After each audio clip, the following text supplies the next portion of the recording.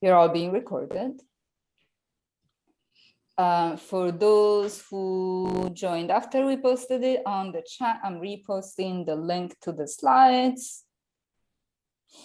And sorry to interrupt, but I'm looking on the survey strategy channel on Slack, and oh. I believe somebody's trying to join. Oh, on the survey I've reposted your message. Thank you, thank you. Michael Coughlin is interested, I believe. He's not on my waiting room though. Oh, do they need the link to the? I just messaged him on the survey strategy channel with the link, so hopefully he'll join shortly. You know what, let's take a couple of seconds. Let me go on. Oh yes, he's here. Let me see if I can do one thing. If I can open Blue Jeans as well on our usual Blue Jeans channel and see if I can keep both connections open. This might go very wrong. It's dangerous. It really might. But let me see if I can try on our regular channel and see if I can keep an eye on people that might instead be there. A couple more seconds. Rach, have you got the number handy? I'm looking for it on the Slack. No, which number, sorry?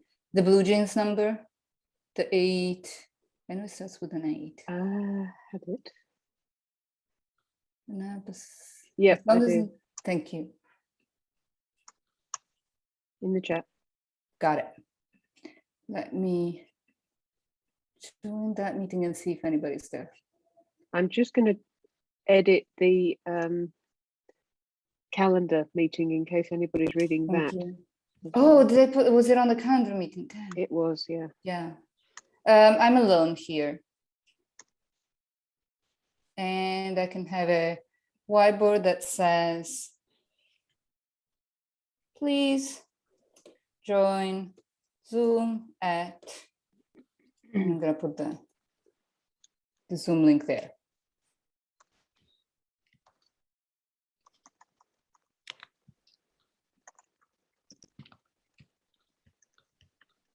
Okay.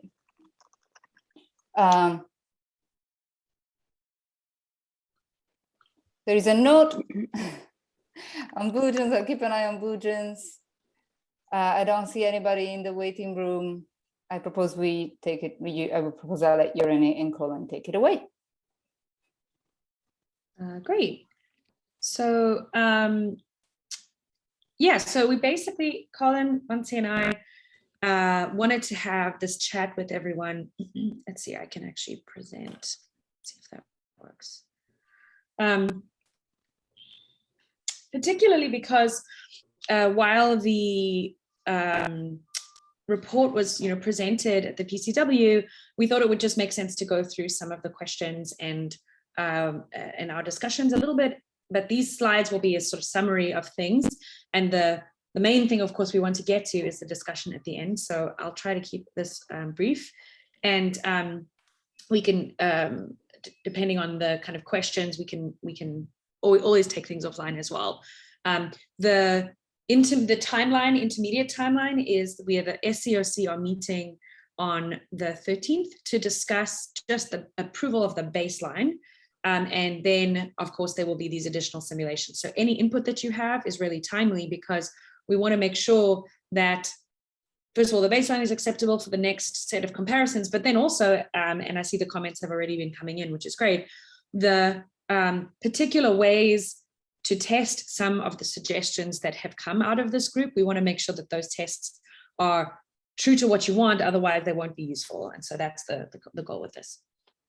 Okay, so some of this will be totally just repeated knowledge, so I'll go really quickly. But as Željko presented at the PCW, even though we are liaisons to TVS, all of the people in the SCOC are really kind of science agnostic, in the sense that we want to make sure we are maximizing the science capability of the whole survey, and to minimize unhappiness in the various groups.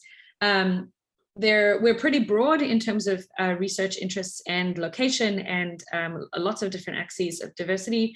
It's been really great to interact a lot with the community, and I hope we continue these kinds of discussions. So we want to optimize the general productivity of the survey, and make sure that we're also transparent. So ask us questions, continue to engage, and let's get the kinds of tests that you want. So we have some workshops, of course. The first workshop was in December of last year to get a little bit of input.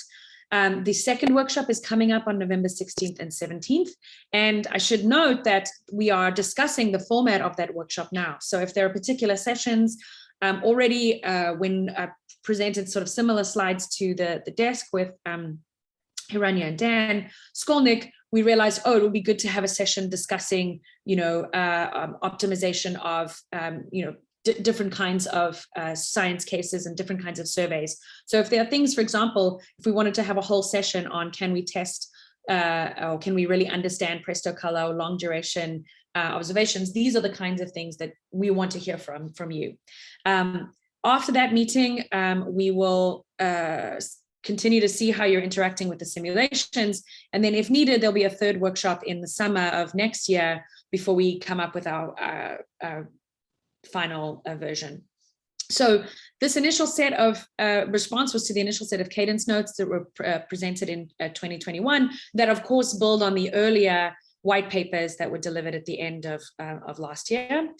And the SCOC formed reading groups. So rather than just having us read one cadence note, we read particular questions across all the notes to try and synthesize the responses. And we then presented those on individual telecons and then concentrated on question by question going through all the cadence notes. And we compiled responses both of quantitative metrics and of qualitative thoughts and discussions. All we wanted to do was draw from the cadence notes if things were better, worse, excellent, just terrible for the science case of the individual groups.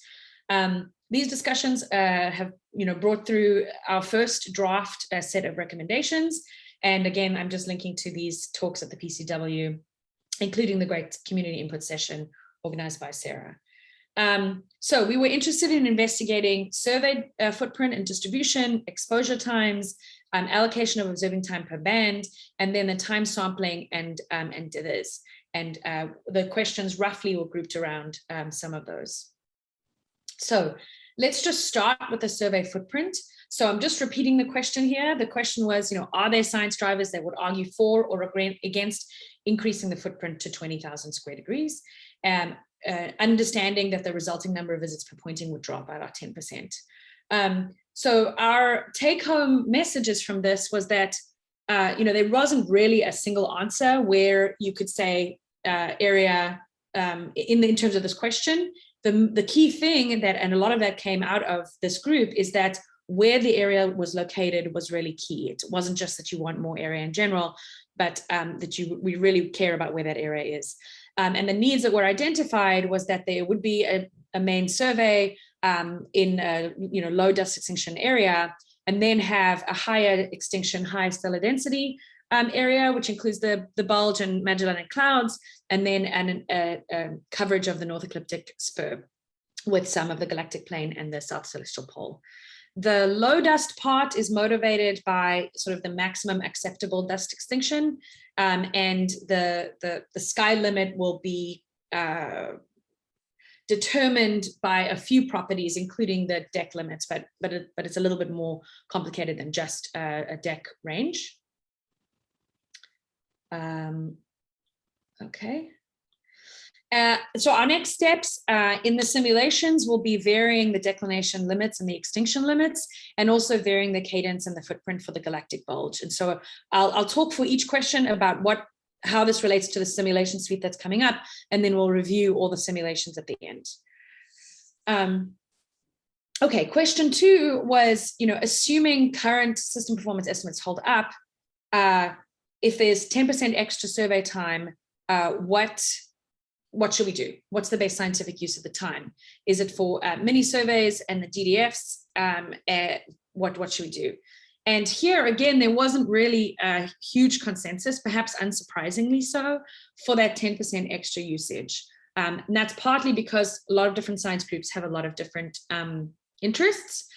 So the cosmological survey or science questions would want to extend the low extinction footprint, so the WFD, whereas the galactic science drivers would argue for improved coverage of the galactic plane and the Magellanic Clouds. The balance between optimizing the DDFs and the wide, fast, deep also sort of came out. It wasn't always clear that these can be done separately, and so this is something that we are looking for in the next stage, is making sure that the deep drilling coverage is also optimized rather than just seen as an extra if we have more time. And so we have, one of the recommendations is that we recommend 9 micro surveys that have a total of roughly 12% of the observing time.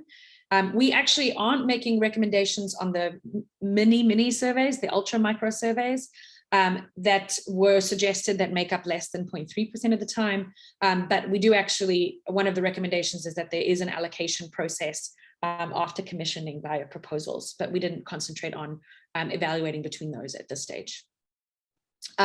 So the next steps is there has to be more iteration on the DDF optimization and how this impacts the wide, fast, deep survey optimization, and I'll also to simulate some of these micro surveys.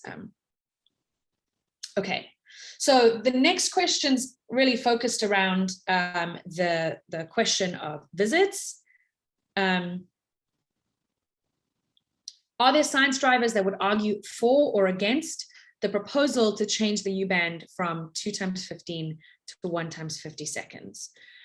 So in this case, the U-band, the issue there is readout noise. And so if the exposure time is changed from 2 15-second visits to a longer 50-second one, the single visit U-band depth actually improves by around half a magnitude. And this will improve things like photometric redshift errors and metal ST estimates for MK stars. The recommendation after looking across the proposals was that the U-band visits include only a single snap. And so the next steps for this is to simulate a couple of new baseline simulations, one with 30-second exposure and one with 50-second exposures, without changing the number of visits and the total time. And so that will be included in the next suite of simulations. Renee, let me interrupt for a second, just administratively. Yeah. Just because there's multiple questions in succession, I want to encourage people to put their question as they come on the chat, so we can pick them up from the top down. We'll also import them to Slack, etc. Absolutely. And I should say, I'm kind of going through this just because I want to make sure we have lots of time for questions, but yeah, we will go back to individual questions and think about this a little bit more and take all your questions back to SCOC. Right. Okay, great. Okay, so then we asked the question, are there science drivers that would argue for or against additional changes in observing time? Sort of slightly unspecified, but this was an open-ended question that people could respond to. And there wasn't significant, really strong arguments from any particular group. There were some arguments for improved G-band coverage from some groups. And so as part of this, we're going to simulate a few simulations that have larger numbers of visits in the G-band, particularly for the WFD low extinction part.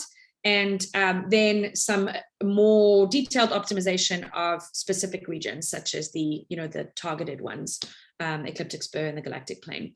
But that will be kind of left for the phase 2 optimization parts of the next steps of the simulations. Because I should repeat that, the goal of the first set of simulations was to ask these very broad questions, and now the next set of simulations we'll be asking a little bit more fine tuning. And then as we do that, we're going to be fine tuning more and more and more on this optimum strategy.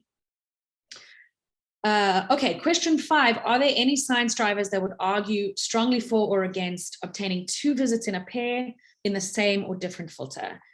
What are the benefits or drawbacks of dedicating a portion of each night to obtaining a 3rd visit?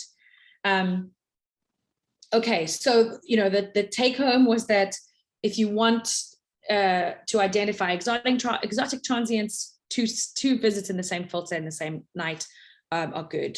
If you are wanting to do longer term variation, then visiting different filters give you colors. So that was the sort of trade-off, at least in some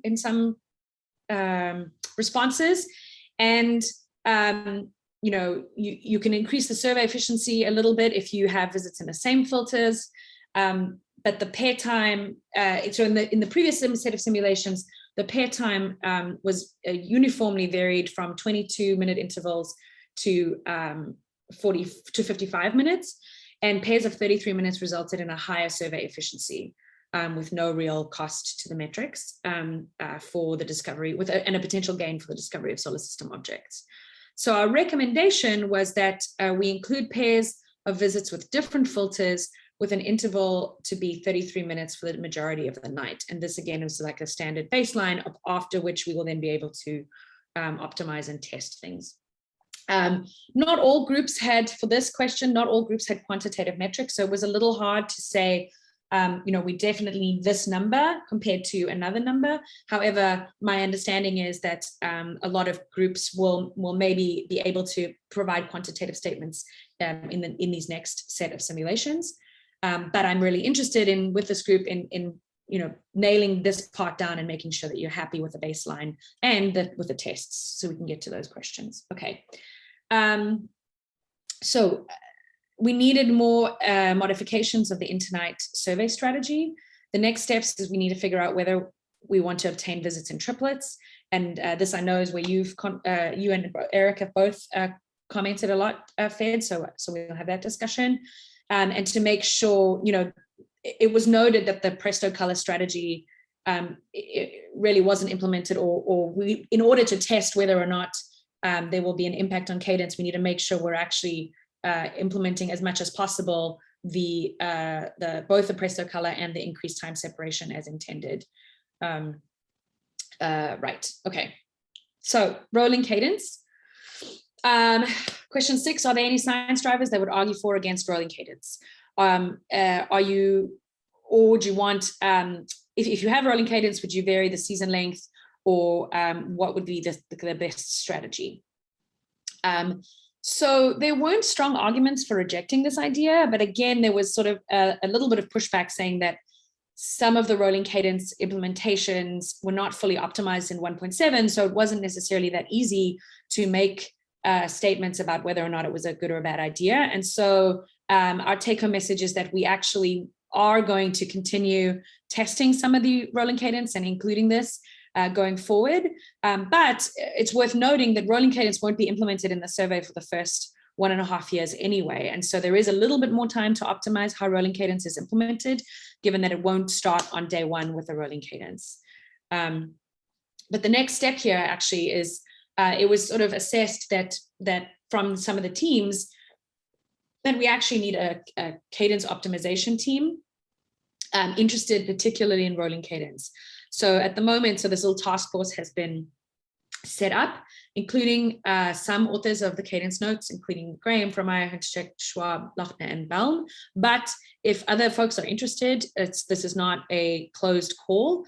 Obviously, time is of the essence, but this hopefully will provide a lot of input into nailing down better rolling cadence suggestions, hopefully by the November meeting. Okay, and then finally, the question was, are there any science drivers for pushing for or against a particular dithering pattern, whether it be rotational or translational? And here there were no strong arguments for changing the implemented dithering pattern. But lots of people said, look, make sure that the DDF field is not diluted if you have particularly large dithers. Some folks said, like, the smaller the dither, the better. And so this is something, again, that will probably need more iteration once the telescope is on sky, and we really know that if we will need large dithers. But for now, we're just going to keep the standard dithering pattern. So the new simulations, this is what they are, right? The simulation will have a low dust extinction wide, fast, deep, defined by north and south declination limits, and an interstellar dust extinction limit of 0.2. And there will be additional wide, fast, deep like regions defined by the locations of the Magellan Clouds and the galactic bulge. There also will be coverage of the remainder of the galactic plane in a mini survey, and of the North Ecliptic Spur to match the ecliptic plane in the North Ecliptic Spur-like survey. So those are 2 mini surveys that will cover the areas of interests. And then there will also be a mini survey covering the southern celestial pole. So this baseline would have, it would be the core survey area, and then there will be 5 additional deep drilling fields. The visits will be in GRIZ and Y, 2 times 15 seconds, and then in U-band, it'll be a 30-second visit. And then again, there will be tests for the 50-second comparison. In twilight, visits will be taken in pairs with a 15-minute separation instead of in singles, as in the previous baseline. And then in the remainder of the night, visits will be in pairs with approximately 33-minute separation with mixed filters, instead of about the 22 minutes separations in the previous baseline. So there is an IPython notebook here that Lynn has produced with details of the survey to take a look. And in fact, this image comes from that. So I'd encourage folks to look at that. And this is the baseline that we would like to move forward to approve going forward from hopefully Monday. After, comparing relative to that baseline, this will be, the comparisons going forward can be compared to the classical traditional survey footprint and the version 2.0 setting. So it's possible to make comparisons between this baseline and the previous one, and then also make comparisons between these and then the future simulations that are going to be optimized and comparable to. So what are we going to do? What are the comparisons? So the rolling cadence, the various simulations will have either rolling cadence not implemented at all in comparison to the 2-band rolling cadence in the baseline, or have a 2, 3, or 6-band rolling cadence at 50 and 90% strength. So the 2-band means one half of the sky is rolling. And then a stretch goal for the simulations is to simulate 2-band rolling cadence in the low dust extinction area and a 6-band rolling cadence in the bulge. The U-band tests will be checking the 50-second exposure as opposed to the 30-second exposure in 2 ways. The first is with a longer U-band visit time, but the same number of visits. And the other is the longer U-band visit time, but the same relative amount of the survey, which would reduce the number of visits. There will also be more blue band visit tests, so increasing the fraction in G from 9 to 7%, keeping the U at 7%, or increasing the fraction of G from 9 to 11, but keeping U at 8%. There are more tests of the North Ecliptic Spur. So in the baseline simulation, there'll be 250 visits, but then in the comparison simulations, we'll either increase or decrease that by 50%. Similarly, for the galactic plane visits, the baseline has 260, but we'll increase that by 50% or decrease it by 50%. Deep drilling fields, fractional time, there will be tests going from 3 to about 8%, 3 being, the reasonably low fraction of time to see what the science impact is. And then presto color, assuming modifications that will be discussed in about 5 minutes, basically having 2 visits in a pair with a third 120 minutes later, but maybe I'll just leave that because I know we're going to have discussion of that. And then again, a series of simulations with long gaps to try and get at the questions that we think Eric was posing. And so I really want to make sure that those comparisons are in fact tuned to be something that you actually want. So the current simulations would be variable between 2 and 14 hours after year 5. For either 50 or 100% of the time, or between 2 and 14 hours for 10 or 20% of the time, but always. Okay, micro surveys. So these are the ones that make up, around 12%, and they will include twilight visits for near Earth objects, targeted opportunity follow-up for gravitational wave sources, micro lensing, adding a northern stripe with limited visits in UGRIZ, single short exposure visits for static sky calibration, multiple short exposures of the sky for transient detection and static sky calibration, the Virgo cluster microsurvey, G-band visits of local volume galaxies high cadence visits of 2 fields for microlensing, and then all of the micro surveys. So these will be the different combinations that will be included. So what is the plan now? Obviously, wherever possible, once these simulations are released, we want you to run metrics on them, because the more we can say, and by November, for example, the better, because then we can also refine and change things. Now, I realize everyone is under a lot of time pressure in general, but even if you are interested in a particular science case, it would be really useful to say, well, can I test at least that one relative to baseline, so that we can start to pool those sorts of questions. We don't expect everyone to necessarily be testing every simulation, but we really want to know what isn't working about these simulations, so that we can then, if needed, iterate more. And I should say that, as you start running your codes on these simulations, if you find that things are really not, even early on, you figure out they're not working or the simulation isn't optimized, we don't want to have a bunch of releases, because we know that that can be destabilizing to the community, but we also don't want you to waste your time and test things that you know aren't working. So that's why it really helps to have a lot of iteration and discussion with Lynn and company, because obviously everyone is really open to giving you things that are useful to test. So I'll stop sharing now. But I can go back to any of the slides, and maybe we can just have discussion on the simulations, on the baselines, and on the proposed tests. And maybe Colin can speak. I'm sorry for just like hogging the mic for 30 minutes.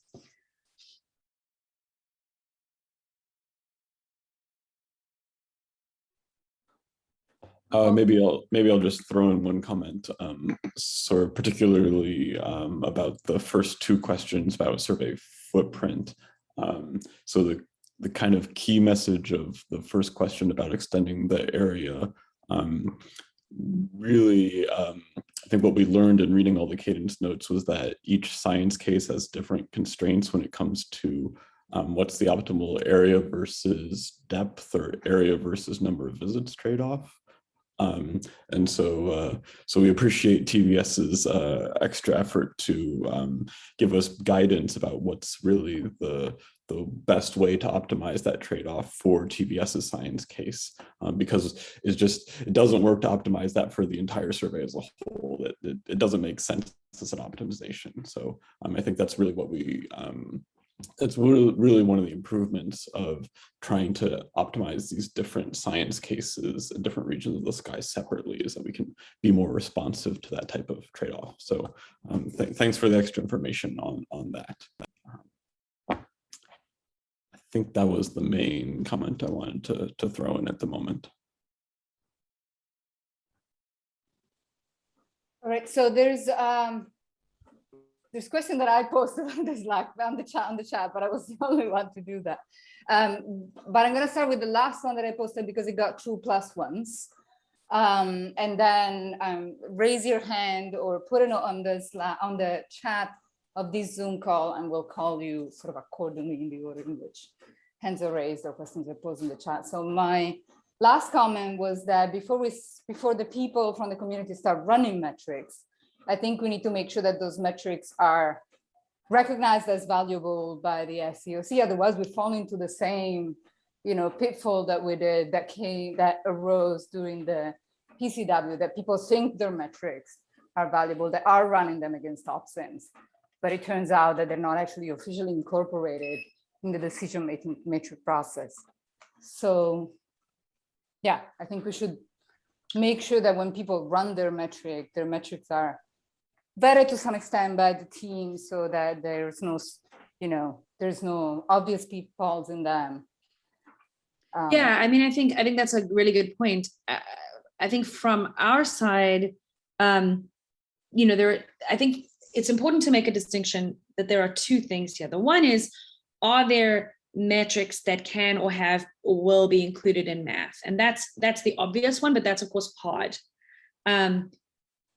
There is a value in quantitative metrics that may not be mathable in the sense that run by somebody else. So the goal of math is to make sure that you don't necessarily have to test every simulation. If there is a code that can take an OpSim output and just export these numbers, then it means that they can be run without you. But that's not always possible. And I understand that sometimes there are multiple steps and you can't actually do that.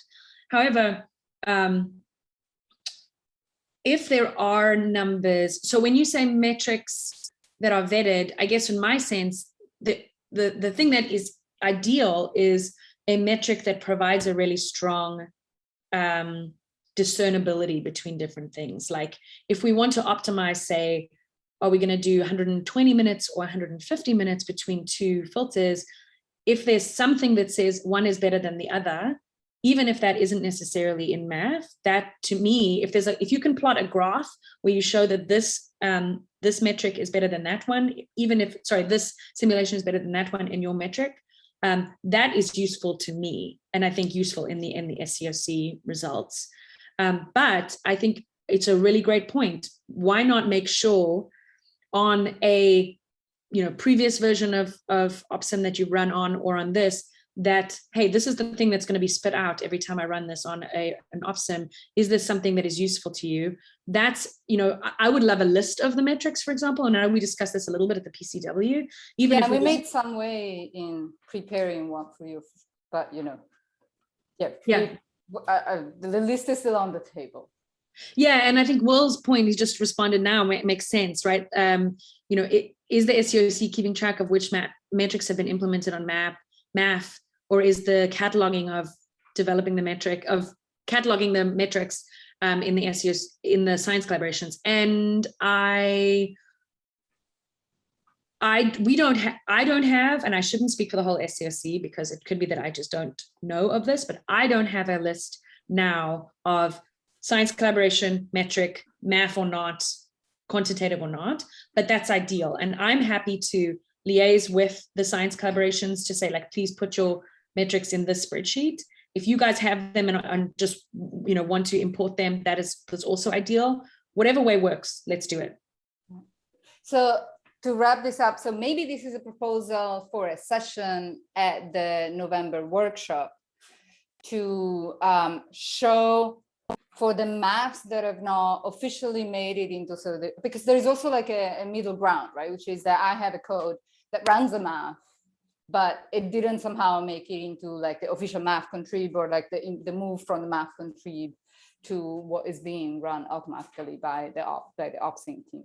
So maybe a session for the workshop is like, this is the plot that I make when I'm presented with a new simulation.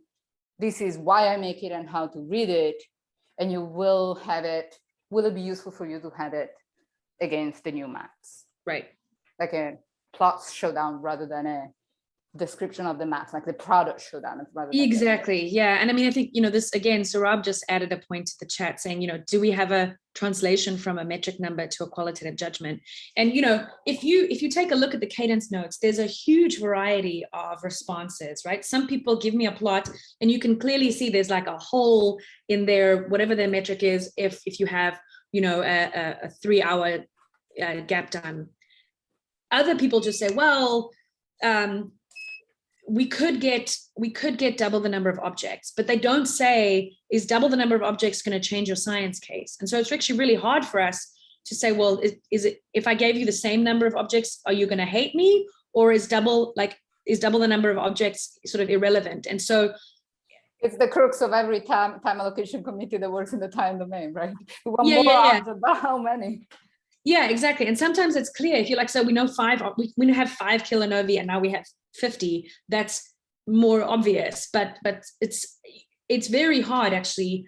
I almost would turn the question back at the groups and saying, the more clear you can be to the SCOC, because we had a spreadsheet where we essentially had, does not respond, did not respond to the question, like it's sort of irrelevant, or they didn't answer the question. Good for the science case, great for the science case, doesn't really matter, little bit bad, terrible. So we sort of, in some points, tried to do that, but a lot of the time we were sort of trying to sift that out, and it was much easier if someone just had numbers, because then I can just rank those numbers from the best to the worst, and then I have my range. But even if you say, this gives us an order 2 improvement in our science, this gives us you know, half, this is a paper I don't want to publish, this is a Nobel Prize, great, then that helps me. But Igor, I think your hand was up. Yeah, and I must say that the last part of this conversation is going in the direction of kind of answering what I was about to ask, which was, first of all, in support of also what Fed suggested, which is how to make it clear to us how and everyone who wants to contribute to the metrics, how they can be valued, can they actually become useful.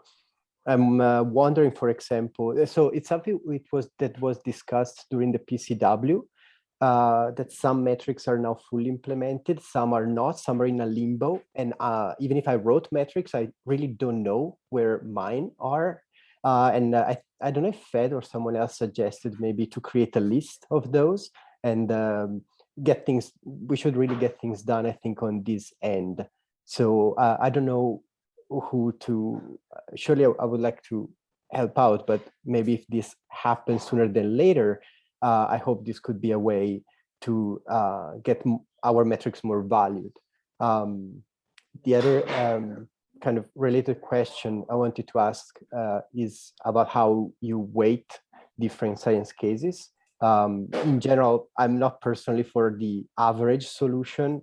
I'm fine if you decide that a science case or so some decisions are truly better than others, and let's go for a strong decision. But I've seen the takeaway messages that a lot of proposals were just not present, like at all. So if the guidance note maybe was not clear enough, and maybe a paper supporting it was not enough, would a better implementation of the metrics in the whole math system be enough for that?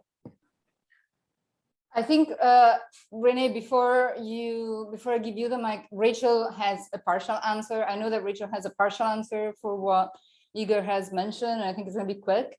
And also one thing, maybe one piece that we're missing is that the SCOC and the Opsim team could go back to each cadence note author and tell them this has been incorporated and this is where you'll find it, or this has not been incorporated, just so that we know who needs to do more work and who doesn't.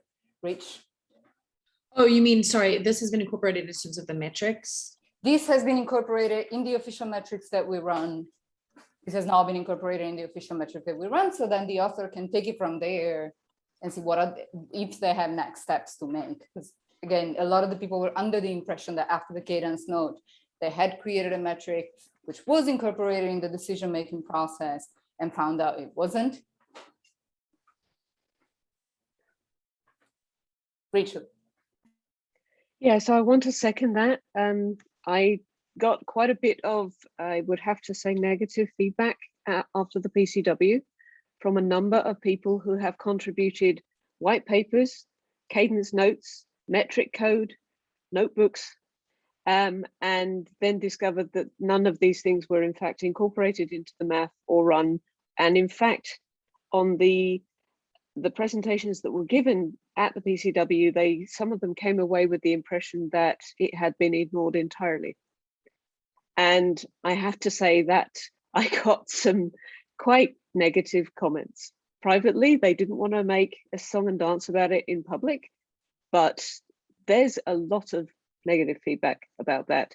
And I think you should know this. And I think you should also know that we have had workshops at least twice now, during which we have compiled documentation on all of the cadence notes and the metrics that went with them. And we've shared that with you previously.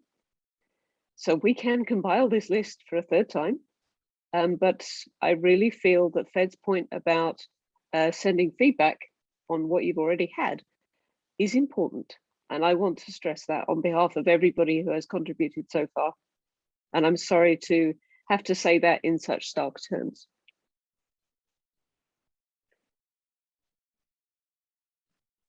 So, okay, so a few things. So obviously,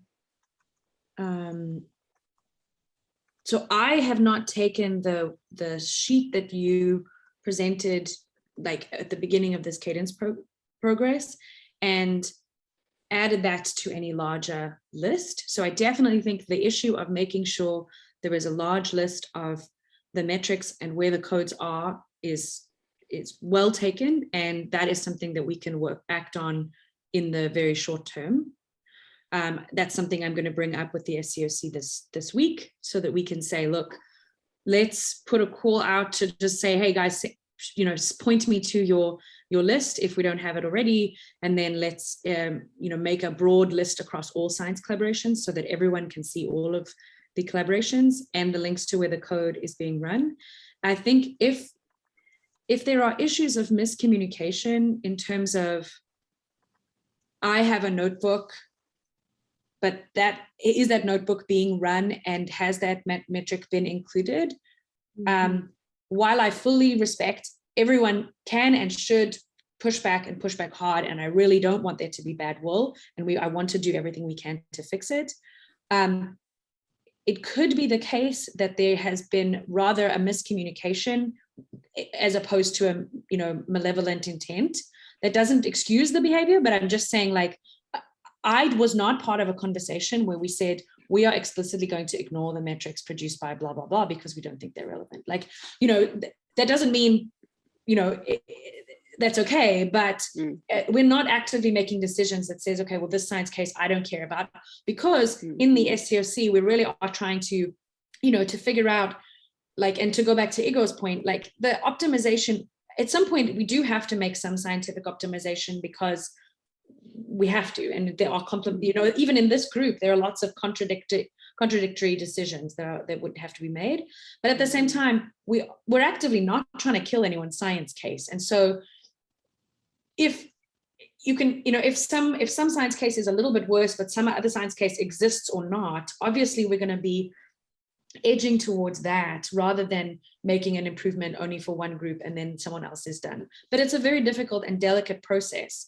And so these set of simulations are our best attempt at synthesizing a baseline that partly addresses, you know, and as Colin said, some of the let's not optimize everything together, but let's make different surveys explicitly came out of responses from this group. So in some way, we really are listening to you. The fact that these, I personally would really like to know specifically and you know, of people, and if they want to get in touch with me privately, directly, I would really appreciate that, not because I'm trying to start a big war, but because I really want to understand if there are huge holes that we've missed, like that's not great and it's not what we want. And I don't know of them, right? So if you're getting complaints and feeling terrible, Rach, like, and I don't know about them, then I can't help. And if I do know about them, then, you know, just continue to take me to task. That's great. But in terms of the next set, it could be that, you know, we're trying to balance with these new simulations. We can't run a gajillion, but we want to try and get ones that are doing the broad strokes of what we think were some questions posed in the cadence notes. Now, we definitely need to make sure that those questions would be answered by the sims, and that's why there are a couple now that we need to iterate on. But we think we have a set of simulations that roughly will give you the next step to answer the questions. If you think there's one suite of simulations that really isn't there and has to be, that hasn't addressed, like you can't do any work for the November workshop because the one thing you want to test has not been simulated, again, that's something to get in touch with like ASAP, because we can then put it on the list. If there's really something that none of these things test what the science that you want to do, or you don't expect to get any differences between all of these, they're not really sensitive enough, then definitely let us know. So I'd like to respond that and say I didn't mean to imply that I don't think the SCOC isn't taking on board the community feedback, and I do appreciate that. I have seen clearly in the new baseline that has been proposed, clearly you have taken on board community feedback. So I hope I didn't come on too strongly. It is very early for me, so sorry if I'm not in my best mood. I didn't mean to imply that. What I mean to say is that we have asked the community several times specifically to say what metrics have you contributed and what state is that code in, and we've compiled that information so we can provide that. But there was this sense in the community that they keep being requested to say, give us your metrics. And they've done that and they didn't get run. And there was no feedback on saying, well, this metric was run, but that wasn't. And I don't think there's any sense in the community that this is in any way malicious or intentional. I can see entirely that it's because we're all overwhelmed, there's too much going on. But I think it is very important that there is some feedback to the community on actively incorporating the metrics they have provided. And where those metrics are not yet at a state that they can be incorporated, then they need that real-time feedback from the team to make sure that they do get taken into account. So I wanted to emphasize really what Fed has already recommended. And just to pass on that, the strength of the feeling that we had at the PCW from the rest of the community. Yeah, just one quick question to Fed's comment, and then sorry, I'll let you speak through it. Just, is there a number, and maybe the answer is just, I'll go look at the list again. Are there particular ones that are already math ready that have not been run? Yes. I don't know the number, but I know from the community, from the individuals that wrote them, that is the case. Yes. Okay. Or that, let me qualify that we don't know have been run and would see no evidence of them having been run in the presentations that we received. So maybe the issue is that, well, by all means, we absolutely do not believe that there is any ill intent to kill anybody's science, but perhaps people are concerned that some science is not understood as well as other science because of the competence in the various teams, and therefore ends up being implicitly dismissed, for lack of a better word, just because it's not fully appreciated. But maybe the fact, and I know the SCOC has made a tremendous effort to being transparent, but maybe we're focused on communication in one direction. I don't even know that that's the case, but I do think that we're missing a step where, like, once the ops team receives the metrics, looks at the metrics, sees what can be implemented and run automatically, and reconsider all the simulations that are run automatically by the ops team. We missed the step of, has that happened or not? And people generally have assumed that it had happened, to find out later that it hadn't, or at least there was no evidence that it had. Does that make sense? Does that answer the? Yeah, it does. It does. And I mean, I think it would be the low hanging fruit, I think, would be to look at those ones that are math ready and check. And it could be that,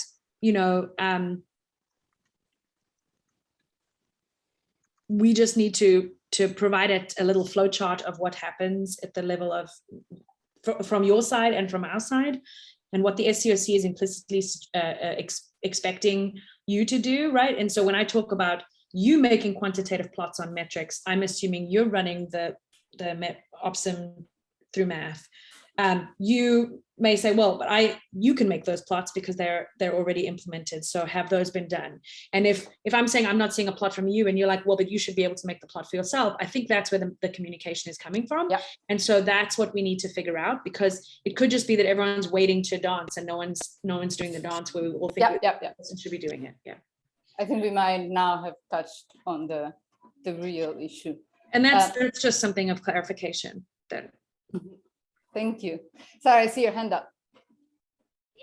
Yes, thank you. But in a sense, maybe you answered to that, but I want to just stress out one thing that will be very useful, as you were saying, to provide a list of metrics that the SCOC evaluated, and to provide them to the science community collaborations before the November 2nd workshop.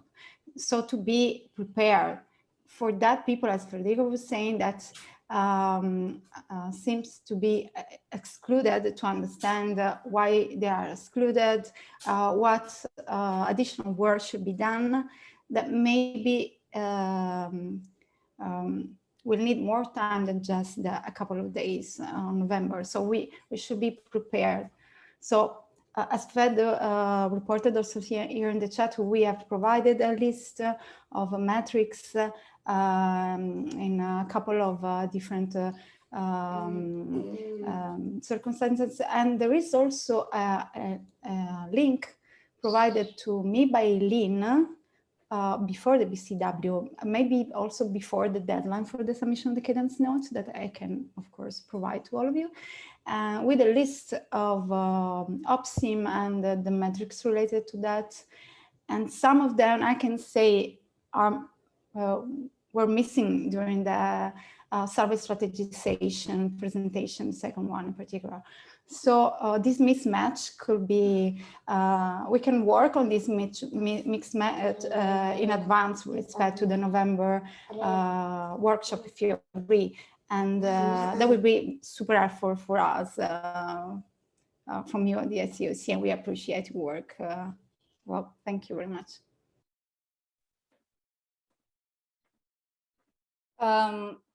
Sorry, I'm trying to keep track of Slack and chat. So maybe what we need is a spreadsheet. I suggest in the chat a spreadsheet that's, you know, for every cadence note has which maps from the OPSIM point of view, from the OPSIM team and SCOC team point of view, which maps have been like extracted from that cadence note and are being run, if any. And where is the code so that the user can look at the code. But I wanted to make one other suggestion before the November meeting. While a lot of people have developed math competence, there is still a lot of people that just cannot navigate the coding and understand clearly what the maths do inside of the code.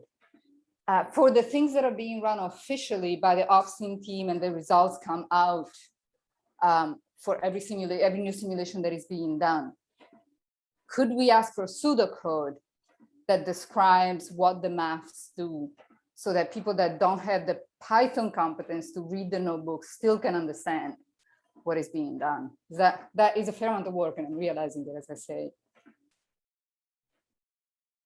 Yeah, that's something I think I would have to check about, you know, who would be able to do that and how and why. I mean, I definitely think, not why, but how that would happen. I think, yeah, that's something maybe we can iterate a little bit with you offline on the exact proposal, but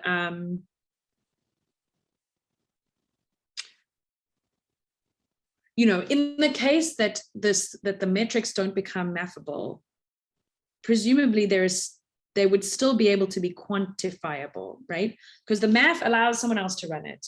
But even if someone else can't run it, if you can produce output that has a clear weight in terms of like, this is better for my science, this is worse.